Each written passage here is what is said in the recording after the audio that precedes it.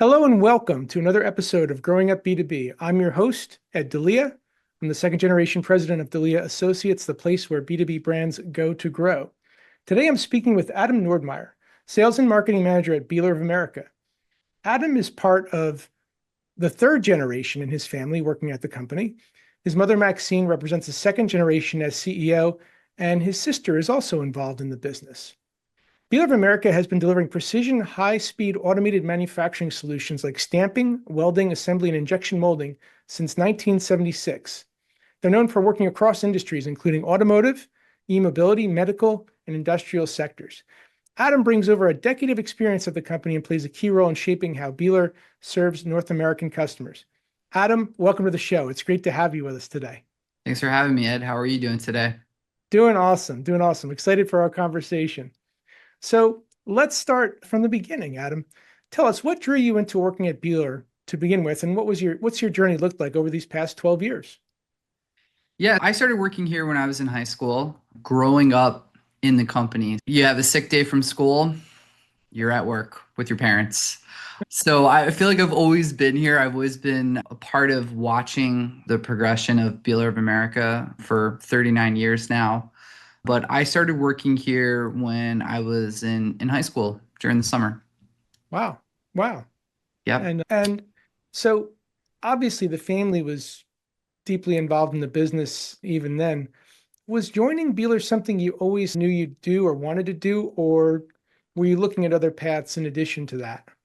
Yeah, great question. I was looking at other paths too because my grandfather, Barry, who started Bihler of America with Vulcan Schoon, as well as my parents, they didn't want me to feel like I had to be a part of the family business. They wanted myself and my sister to have other opportunities to write our own book, write our own story. So they were very supportive for both myself and my sister Faye to find our own paths, right? So they were very supportive from day one. I did. I went on my own path, and my grandfather said to me, he goes, Adam, if you do come to work at Bihler at some point in your life, you need to have worked 100 different jobs.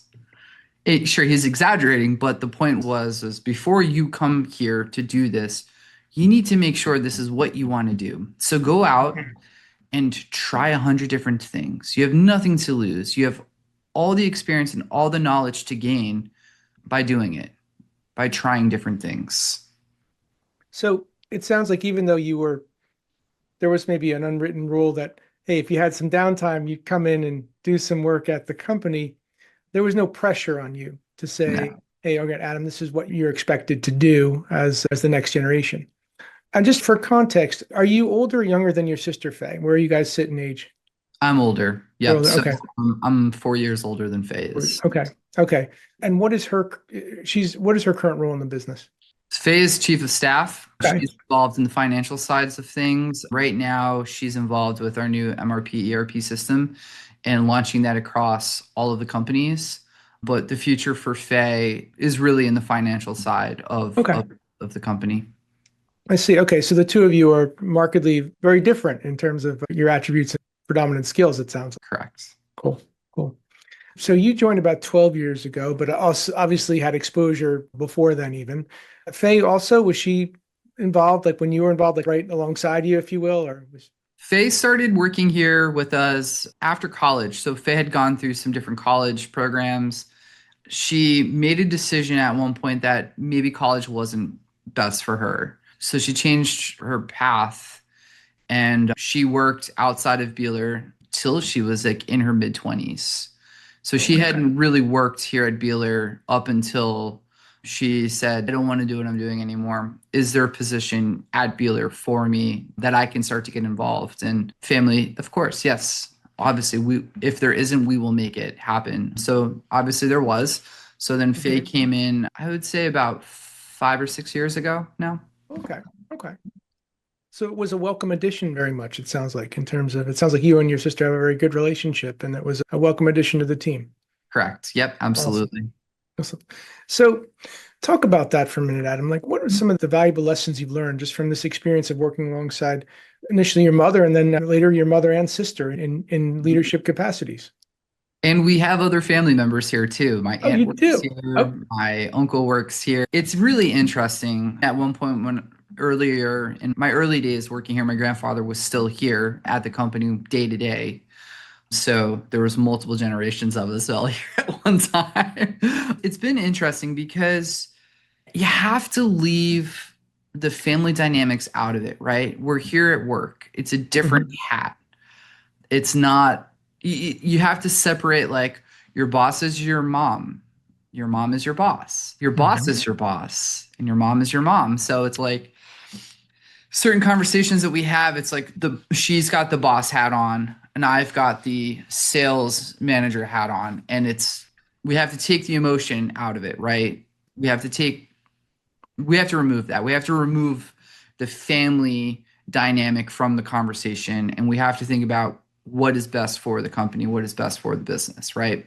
So I think that's a really valuable lesson, and I know a lot of people struggle with that inside of a family company, right?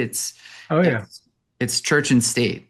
We have to keep them separate. So that's been very hard at times, obviously, but we have to pull that emotion out of it. And I think that has been probably for all of us one of the hardest things. That's a great point. And what are some of the things that you do, or maybe that you and your mom and sister do to make sure that's happening with some consistency? I know it's Sure. probably not perfect. How do you set up the guardrails, if you will? Okay, we're a Sure. business. We're not going to talk too much about family stuff. We're out at a family gathering. Maybe let's not talk Bihler of America when we're there. Yeah. You bring up a great point because my mom comes over once a week to see my wife and I's children, her grandchildren. And it's, oh, hey, just real quick, I want to talk about, and it's, nope, stop. We're not talking about work right now. This is not the place. So, yeah, guardrails wise, work is work. So, generally, I don't talk about family stuff. We try not to, except at lunchtime. Like, I'll go sit in her office and we'll have lunch together. And it's okay, now it's time to talk about what's going on. How are the twins Yeah. doing? What's going on with school or what's going to happen with daycare or camps? But yeah, we really try to keep work about work. And then the downtime, like lunchtime or yeah, before 8 o'clock and after 5 o'clock, about family. Yeah. That's You know, great. That sounds like a very healthy discipline. And you're right, not every family business, and certainly I've heard the gamut on this program. Some are very organic, some are very disciplined. I think really what it comes down to is what does it work, what works for your family? And it seems like that's a healthy way to go forward with your family. it's a challenge, but Yeah. we try. Oh, yeah. Oh, yeah. Just to circle back, for those that are unfamiliar or haven't heard of Bihler of America, can you briefly describe the core capabilities in the industries you serve? Just a quick snapshot of what Bihler does and what types of companies it works for. Be glad to. Bihler of America is its own standalone business from Bihler of Germany or Bihler Auto Bihler manufacturing in Germany. Essentially, what we do here in the U.S., which is different than what Bihler Germany does, we buy a machine. We import a machine from Germany, and it's a blank slate of a machine. It's a blank Bihler machine. There's nothing on the front or the back of the machine. There might be a press, there might be some slides, but there will be no tooling. And what we do here is we work with a customer to take apart and develop the tooling and the process to manufacture that part on a Bihler system. So we do the design, we do the development, we do all the tool manufacturing for the Bihler system. Once the machine is here in the US, we then fit all the tooling to the machine. We do the fit, we do the debug, and then generally, yeah, there's runoffs, right? So, in a nutshell, that's what we do on the machine building side of things. As a larger company, we also do contract manufacturing where we're known for complex assemblies. So, taking a Bihler system where we're stamping a part, forming a part, introducing maybe a screw, maybe welding a contact, maybe taking an injection molded part or injected molded parts or an injected molded part, we're bringing in another metal part that needs to be welded to the assembly, adding screws or other fasteners to that assembly, and creating something like a light switch or an electrical outlet Mhm. from pretty much strip and plastic granular that is injected molded. So we have a high level of automation here, and we're able to marry all these technologies together on a Bihler system to create a true turnkey automation system for today. That's pretty amazing in that many companies basically will just do one of those functions. And you're They'll doing take, like seven yeah, or they'll more. take one function, they'll say, we're going to stamp the part. So they have a press, feeding material, boom, part comes out. Then take that bin of parts and they go to the next step. And that might be a hand assembly, and it might require all these fixtures and all these little, yeah, a fixture here, a little assembly station over here. And it just adds up, right? Because there's so many hands touching it. So they come to us and say, hey, we're making 1 million of these widgets, but we want to make 10 million of these widgets. How do we get away from all these steps in the product? How can we automate this process? And that's what we're really good at, that technical automation. We've got next year will be 50 years of this experience. And then we have the backbone, which is Bihler of Germany, who's got an additional 20 plus years of experience over us. So it's unique. It's very unique. And the markets we serve are your just general automation, automotive, EV, medical device, and wire devices. And there's some hardware applications too. So it sounds predominantly what we'd call more regulated industries, where tolerance and quality are of paramount importance to the final finished componentry, where it can't fail, Absolutely. right? If it's going in a Absolutely. car, if it's going in a medical device.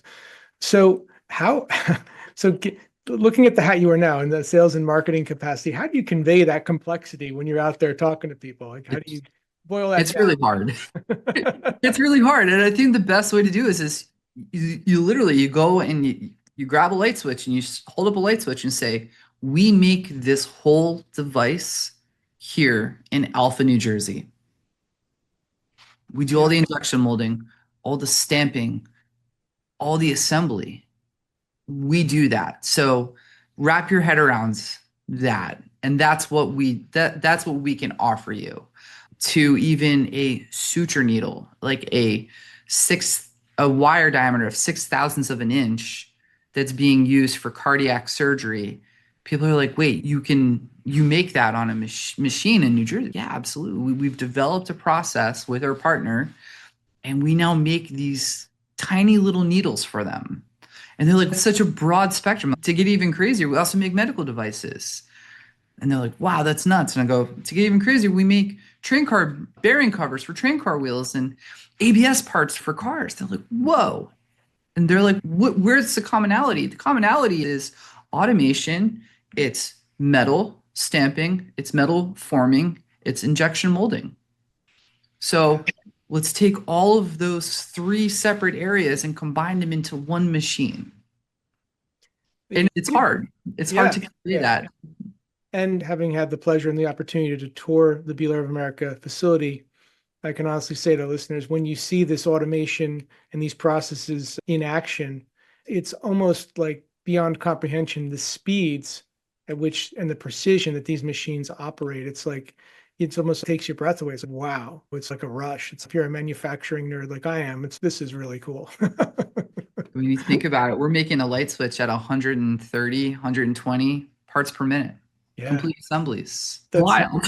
it's amazing. Every second. You referenced it a few times to the legacy of Bihler of America, of course, Bihler Germany. Obviously, Bihler Germany known for, and not to paint a broad brush, but typically German engineering, German manufacturing, German precision. But then you blend that with Bihler of America, that kind of our country known for that American market innovation. So you see those two kind of stories coming together when you're out there talking about Bihler of America. Yeah. So America here, we want the precision, we want the accuracy, we want that solid foundation. But here in the US, we also want things done really quick. So we're able to feed back a lot of this information to Germany and say, we got to get faster. We have to be more efficient. They're like, how do we do that? This is how we're thinking we can do it here in the US. And we'll share our concepts and our ideas with Bihler Germany.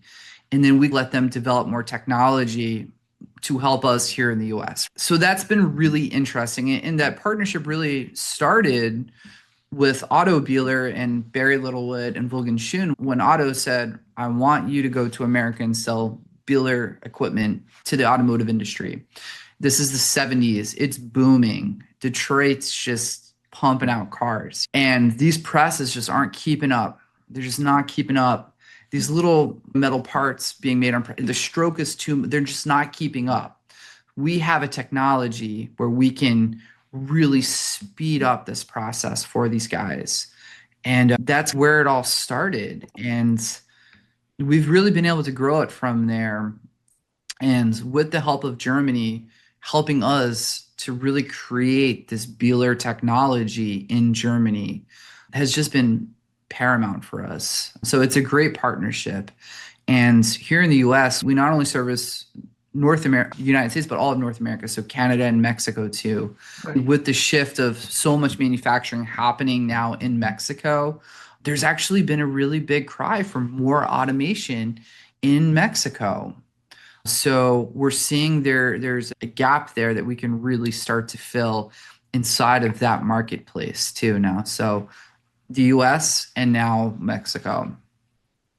So there might be a future Bihler of America South, maybe, or Bihler of America LATAM or something. Bihler LATAM. I don't know. Yeah, we have a sales office now in Mexico and a service office in Mexico because we have a lot of machines down there now. Yeah, absolutely. It's amazing. The really Bihler of America in many ways did so much missionary work for the Bihler brand name and that equipment, because until that, the Bihler America entity, it was probably somewhat of an, I don't want to say an unknown, but not as widely known.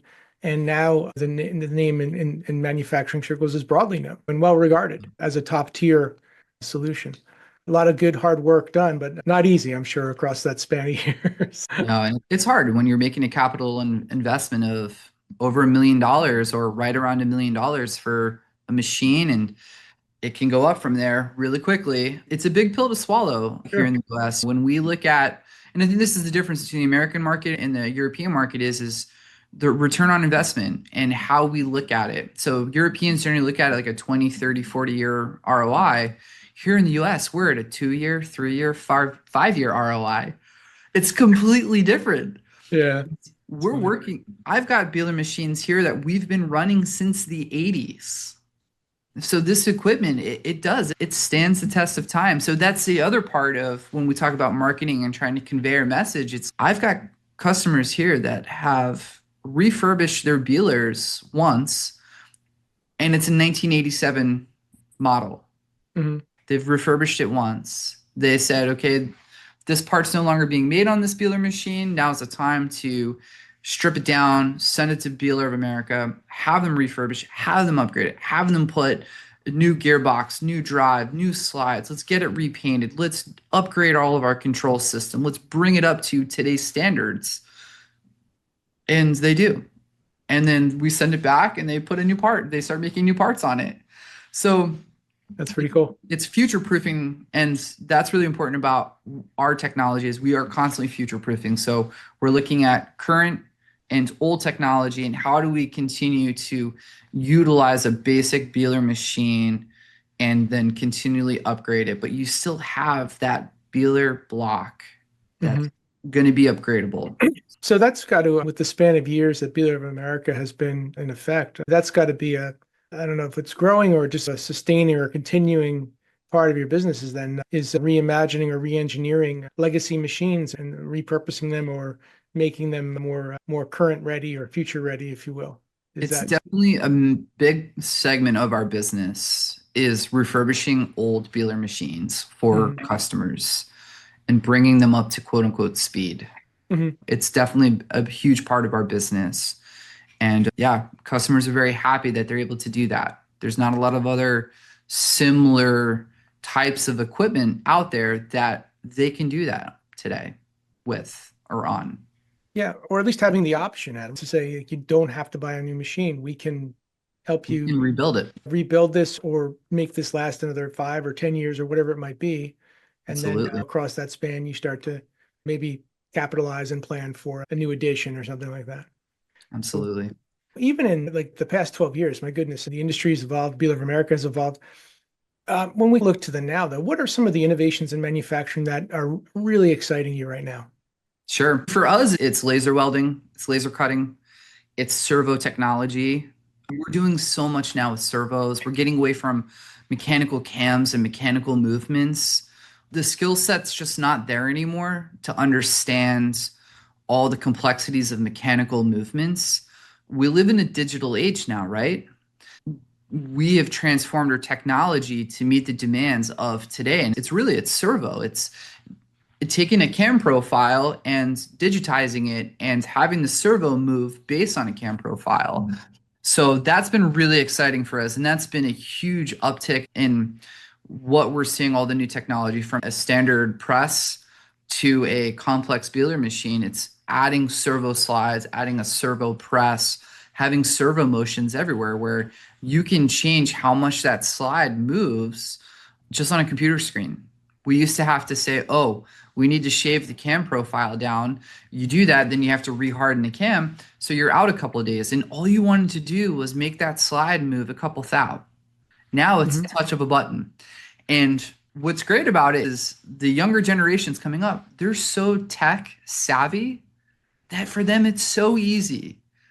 It's so easy. So that's what I'm really excited about is we have upgraded our technology to meet the demands and the skill sets that are out there today and planning for the future. So we've actually put a force slide at Pennsylvania College of Technology. So that way these young college students, they're coming in and they're learning how to design tooling for a force slide, how to build the tooling, they actually build the tooling, they do all the fit and debug, and then they do all the programming. So it's all the coding, they're learning all the movements, and they're understanding how to drive a servo machine. Yeah, it does. It gets me so pumped, truly. And with a lot of manufacturers and contract manufacturers facing a scenario where there's a legacy workforce that's aging out or retiring, that probably represents a nice entree into the I'll just say the Bihler of America experience, right? It does. And the cool thing with the servo technology that we have is we developed a thing called lean tool technology. So it's quick tool changes too. So for these companies that they don't want to have multiple mechanical machines and oh my God, it takes days to set up, it takes days to get this part up and running. With the servo technology, you can have 10 different 1 million part jobs that you can run on one machine because you can break it down, set it up in a day and program recall, and all your slides move and all your adjustments for your slides are already preset because of the servos. It's just really, it's making things more, it's allowing companies to be more capable, which is awesome. So that is truly what we're so excited about is being able to support a smaller shop who has 10 different small jobs and they want one machine to do it all. And our servo technology allows for them to do that. Wow. It also gives them, at least for your American or North American based customers, that faster payback, I would think, too. Absolutely. 100%. Less downtime, more uptime, probably more throughput means a faster payback on that investment, I would think. Higher efficiencies as well. Yeah. Absolutely. And knowing the precision of the less waste, less rejects, all that good stuff too. Better tolerance. Higher tolerance, less scrap as well. Yeah. So you touched a little bit, Adam, on some that the rising generation, more of a digitally minded emerging workforce. So let's talk about another technology that's showing up in virtually every industry, and that would be artificial intelligence, AI. Seems to be transforming operations across many industries. As you look to Bihler of America, where do you see AI showing up, whether it's machine automation or predictive maintenance or maybe in service? How is AI starting to show up in your world right now? Yeah, that's a great question. Fortunately, we haven't seen a ton of AI developed in this space yet. I've been reading some articles about how a lot of like the CNC machines, so like your big milling and grinding machines, lathe machines, they're trying to introduce AI there, right? First and foremost. So you shoot the program into the system, into whatever system that's going to write all the coding for that specific piece of equipment, and AI is going to be able to do it. So you're not having someone sitting there developing the code for your CNC milling machine. AI is going to do it for you. So You can have 10 different jobs and one person's overseeing the AI writing the coding and maybe double checking it. That would be huge. It's hard, obviously. It hurts the workforce, but like we touched on, we also are at a kind of a weird position where we're not pushing to have this workforce be there. Trades aren't a hot topic. I feel like it comes and goes, but we do have an apprenticeship program here in New Jersey for tool making. And we're seeing a massive amount of kids, younger adults, wanting to be a part of that, which is great. That's Um, great. but for AI, we're just not there yet with this Mhm. technology. Maybe in the future with, yeah, predictive maintenance, our VC1 control already has that built into it. It says, hey, you're at 1 million hits, or you've been running the machine for this many weeks. Here's a list of maintenance items that you really need to do if you haven't done them yet. So we have that kind of built in. Right now, I think AI, though, for us, it's in our just day-to-day basics in the office right now, right? Yeah. It's, hey, ChatGPT, I need to write an email about this. Can you just do this for me while I'm doing something else over here?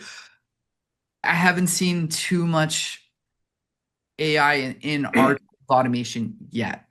Okay. Now, FabTech's coming up in a couple weeks in Chicago, which is our big show. And I know for a fact we're gonna start to see more AI developed into equipment. And I'm excited to see what it is, truly. I think Yeah. it's gonna be really interesting.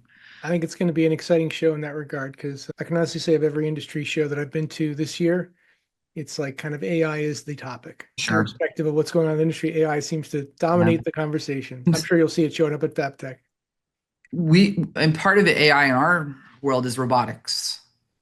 We've seen a ton of and we've been Oh yeah. using robots in this arena for quite a while. We have a ton of Bihler systems here that we're using as contract manufacturing systems that have KUKA robotic arms picking up and moving parts from one line to the next. So that's been amazing. It offers us a whole nother level of automation.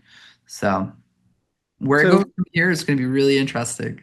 it absolutely will be. And it seems like you've got a finger on the pulse of where it's going to move next. So that's exciting. Let me cast the spotlight back on you for a minute. Third generation leader in a sales and marketing capacity. First of all, do you ever reflect on that? And what does that mean to you to be, hey, when you walk in the door, hey, I'm third generation here. And then I guess secondly, what are some of the strengths or the flavor that you bring as the third generation to the business that might be unique or needed or different than maybe your mom or even your granddad? Sure. So I'm lucky, and I'm very lucky to be able to wake up every morning knowing that I get to go to work and knowing that I have a great job. I'm incredibly lucky and I don't take that for granted. I come here every day and I'm motivated. And it's a privilege to be able to say you're third generation. We all know the third generation is the make or break generation, right?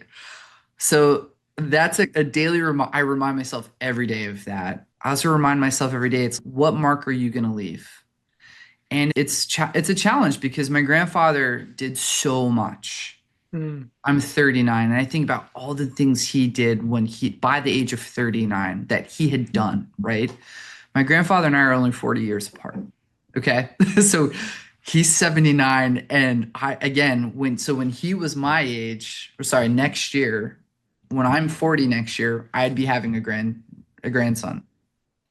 And I think about everything he did in that runway. I'm like, wow, that's amazing. Now, times are different today.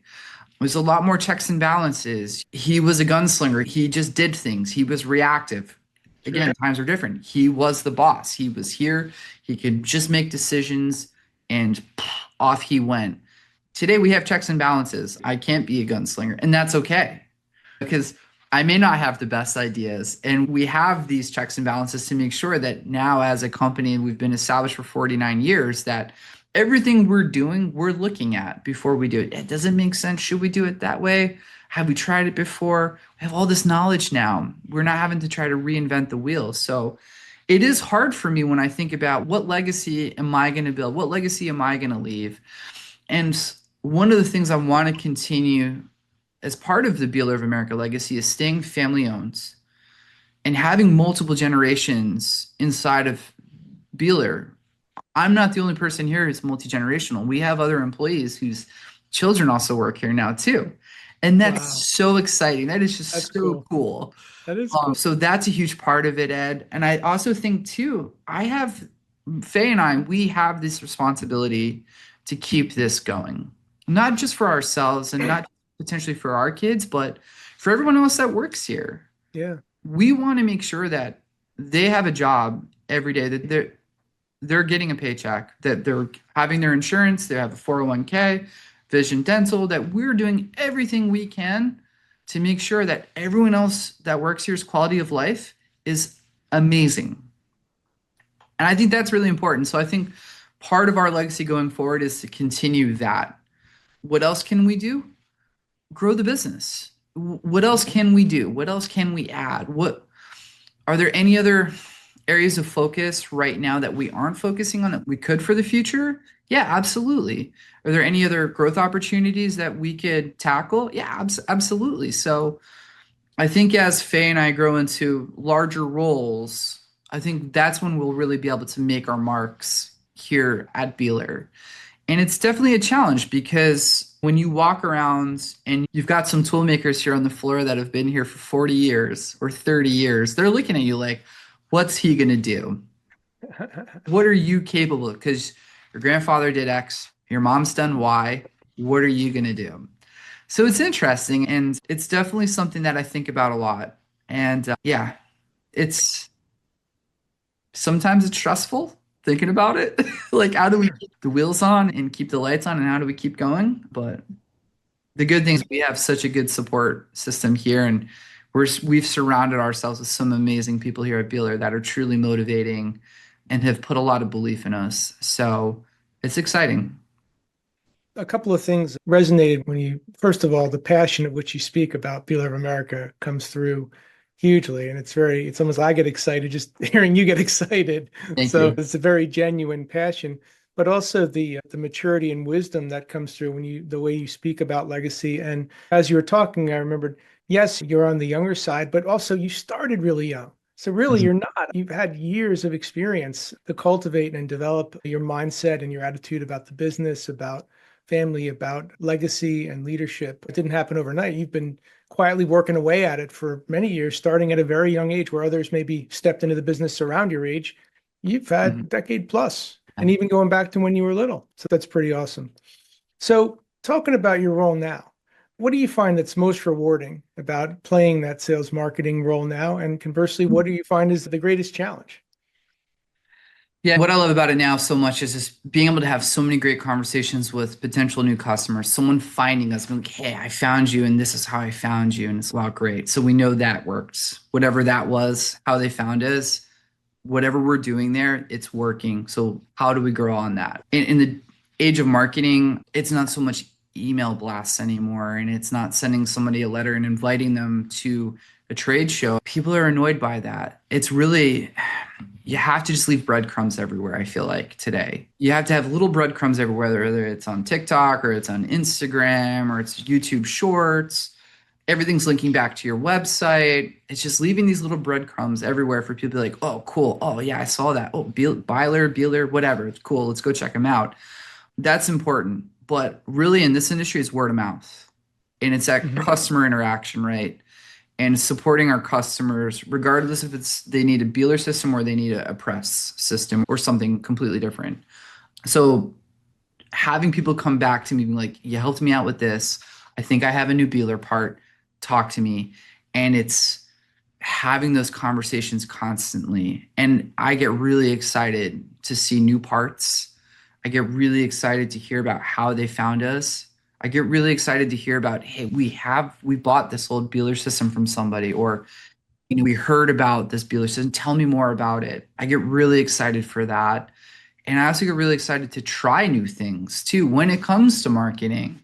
We never really did much for the last 30, 40 years. So I feel having myself step in and running Beeler Flex or Beeler Med and having consumer brands underneath our umbrella here and pushing those brands into Home Depot, Lowe's, Walmart, Amazon, we can take what we've learned from marketing to a consumer market and make it applicable here to machine sales. And what does that look like? So that also makes me really excited Sorry, what I forget what the rest of the question was.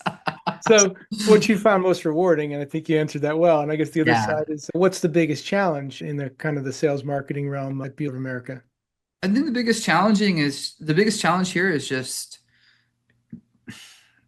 having people be patient to let them see the cycle, the full cycle. Is if we start a campaign here, we may not see the rewards for 2 to 5 years from now. It's a Mm, long sales cycle, so yeah, for we can sure. invest money into trade shows and to make connections and to advertise and to promote those trade shows and to do videos, et cetera. But it's a long sales cycle because again, it's a big purchase. There's a lot of people that have to see the benefits of the Beeler technology to put ink to paper to get that order. So I think that's one of the big challenges. I'm lucky that Maxine, my mother, is very supportive with our marketing initiatives and letting us do the things that we feel like we need to do. And she's always like, yeah, let's try it. We haven't done it before. Let's try it. Let's see what happens. But it's everyone else. We have to constantly convey, be patient. We're trying this. Let's see how it works. And I think from your end of being the marketing guy and trying to convince people like us, hey, nope, you need a runway. We're going to start here, but it's got to morph, right? Some things are going to work, and then we need to pivot. We need to change here. Okay, that works. And then we need to pivot. We need to try to change this here. And it's a constant learning process. That's, I think at the end of the day, it's just trying to convey patience to everybody and Hmm. show them the little wins you're getting along the way. Excellent. Said. So I'm going to take you all the way back to the beginning of your journey because a lot of people that are listening to this podcast are at the beginning of their journey. So they might be a young person that's maybe in their 20s or maybe 30s, but probably 20s, who's at that crossroads. Do I join the family business? Do I take another path? Taking yourself back and thinking about your experience, Adam, what piece of advice might you impart to a young person who's saying, do I join the family business? Do I go my own way? What do I do? How might you give them some guidance? The same guidance that my grandfather gave me. Okay. Go out, see the world, understand some culture, get some perspective, right? Go out, learn who you are. You come out of high school, if you go into college, great. If you don't, take some time, figure out who you are, figure out what fascinates you, figure out what you're really good at. If you're in a position that you can try different things and be supported by your family, whether it's, hey, I want to work in a kitchen for a little bit and see, ooh, do I want to be a chef? Is that cool? And personally, I tried that. I was super into bicycles, still am. I was like, man, I would love to be a bike mechanic and work at a bike shop. I did that. And I learned so much by doing it. It was such an amazing experience. That I would say that would be it, is to go out and try different things. I think at the end of the day, a lot of our parents or families, especially when we get to the second generation, the third generation, because maybe the second generation, they didn't get that say. It was, I'm building this for you. You're going to take this over. That's what it's going to be. And so be it. And I think in the third generation, our parents have said, maybe I don't want that for my kids, but it's here for them if they so choose to have this. So go out, experience life, experience the world, and make sure that this is what you're passionate about before you do take the deep dive and you join, because there are going to be moments that are going to be incredibly stressful. There are going to be moments that are going to be incredibly hard, but at the end of the day, it can be incredibly rewarding. Awesome. Awesome. Said. So now I'm going to cast you out in the future, 5 years out. How do you see Bihler of America evolving over the next, say, 5 years in terms of technology, maybe leadership, maybe market expansion or capability? What are some things that you see on the horizon or just beyond the horizon? Yeah, it's hard right now. It's hard. It's just, I wouldn't say it's hard times, but it's just different right now with what's going on with the economy, what's going on with tariffs. There's a lot in limbo. I think in 5 years from now, I'd like to see just obviously the tariff conversation being solidified. Hopefully in 5 years, we can get that under control. I would love to see here at Bihler of America just more expansion into helping our people, providing more. And that could be something basic, like that can be having a fitness room here and trying to encourage employees to take care of themselves better and providing that to them. I think on a business front, it's looking at new opportunities, expanding on new opportunities, maybe expanding onto new technologies and offering those new technologies here at Bihler of America. It's expanding our contract manufacturing and who we're working with, maybe to bring in new contract manufacturing opportunities here in the US. On a global stage, I think it's looking at how do we expand into other markets and other territories. I mentioned Mexico. Yeah. We all know that Mexico's had a manufacturing boom for the last decade or two, and it's continuing to grow. So I think it's looking at expansion there into the Mexican market and how we can service a lot of our customers better there. I think it's also growing our apprenticeship program here, being able to offer more. I think the Build Back Better bill offers a lot for companies like us when it comes to trade schools and apprenticeship opportunities and having some funding there, which would be greatly appreciated, super helpful for the future. I think it's expanding on how we're able to service our customers here in the US, whether it's being able to manufacture more tooling for them, helping more design for them, helping to do more fit and debug here at Bihler of America. I'm looking at some different programs there. So yeah, I think there's definitely a lot. There's so many different avenues, and it's hard to just pick one and say, we're going to focus on this one for now. We're trying to focus on 5 different umbrellas at once. And I know Faye and I have had some great conversations about what does the future look like? How can we shape it here at Bihler? How can we leave our mark? And I think at the end of the day, the conversations that we have together, we're in lockstep with each other. And I think that's really important as the future leaders of Bihler of America. It's exciting. It's very exciting. It sounds like a lot of opportunity, a lot of directions to go, but they all seem to point to similar roads in terms of strengthening relationships, strengthening talent and capability, strengthening the core of Bihler of America, and then smartly expanding and branching that out to reach new audiences. So all good things. Final question. If somebody wants to learn more about you, Adam, your journey, or learn more about Bihler of America, what's the best way for them to connect? Yeah, I mean, through our website, www.bihler.com. That's our standard Bihler website. From there, you can submit a submission form. You can obviously look me up on LinkedIn, Adam Nordmeyer. I'm more than welcome people to message me and follow me on LinkedIn. Instagram's private, sorry. But we do have a little bit of an Instagram following at Bihler of America. And then obviously Bihler of America is on LinkedIn. So LinkedIn is our core social media platform. So if you're interested in getting the day-to-day or week-to-week peek behind the curtain, follow us on LinkedIn. That will be the best place to see what we're doing and what's going on and where we'll be coming up. And obviously trade shows are a great place to be and to meet people. I go to most of all of our trade shows. We've got FabTech coming up in September from the 8th to the 11th at the McCormick Place. And then I will be at the Black Expo in Stuttgart in October with Germany. Okay. And we're going to be looking to do a lot more trade shows next year, and I will be at most of them. If you're interested in having a conversation or learning more about our technology or just having a conversation about business, I would love to talk to you.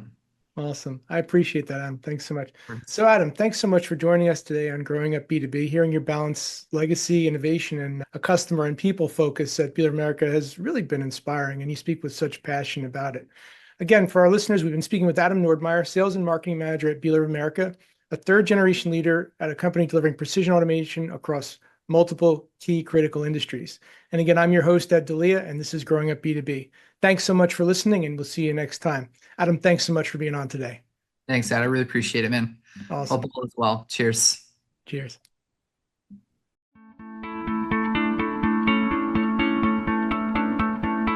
Hey, thanks so much for tuning into Growing Up B2B.